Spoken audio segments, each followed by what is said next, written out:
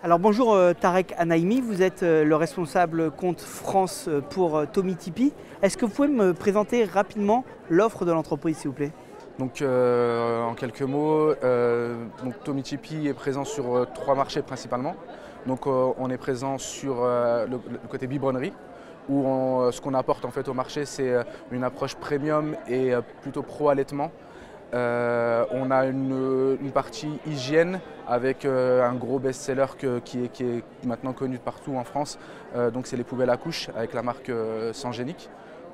On a une position de leader en fait sur ce marché-là. Et puis on arrive aussi sur le marché du sommeil où on performe plutôt bien sur la partie électrique. Et puis du coup, pareil, on essaie d'avoir une approche un peu différente de ce que peut avoir la concurrence en se rapprochant des besoins du consommateur et en se démarquant. Voilà. Quelles sont les nouveautés marquantes justement cette année que vous pouvez présenter ici? Il y a plusieurs nouveautés. On va dire qu'il y a un mouvement qui est lancé au sein de Tommee-Tipeee. Et ce mouvement-là, en fait, c'est l'éco-responsabilité.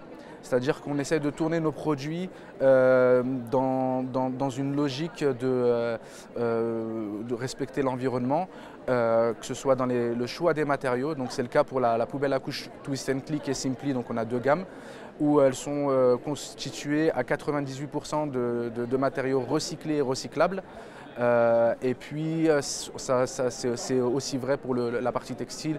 On essaie d'utiliser des fibres végétales comme le bambou.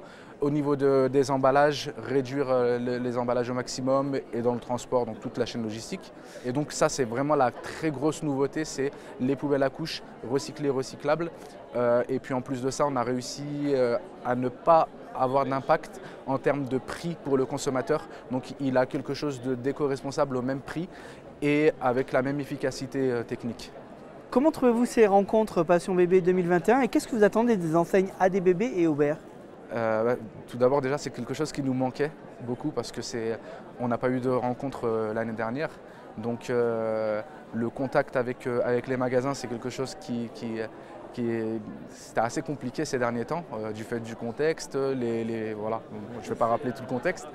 Donc déjà humainement c'est très enrichissant et puis c'est très agréable de revoir nos collaborateurs. Et puis ça nous permet de présenter les produits qu'on n'a pas eu forcément l'occasion, d'avoir un moment qui soit en dehors du cadre du magasin. Et puis voilà, de manière générale, c'est quelque chose qui était très attendu, je pense, par les magasins et puis par les marques. Vous avez 10 secondes pour terminer, pour convaincre les magasins de travailler avec vous. Vous leur dites quoi? En 10 secondes, moi je dirais qu'on a une marque qui est en rupture en fait.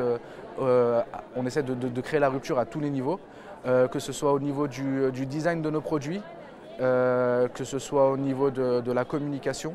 On a une communication qui se démarque beaucoup. Par exemple, vous pourrez aller voir sur les réseaux sociaux la communication qu'on a autour de l'allaitement, qui a fait beaucoup parler. Et puis après, c'est au niveau de l'étude des produits qu'on fait. On essaie toujours de proposer quelque chose de différent, de différenciant et qui simplifie vraiment la vie des parents. Voilà, donc je pense que pour un magasin, c'est super important d'avoir une marque qui est un positionnement premium et qui diversifie l'offre plutôt que la dupliquer.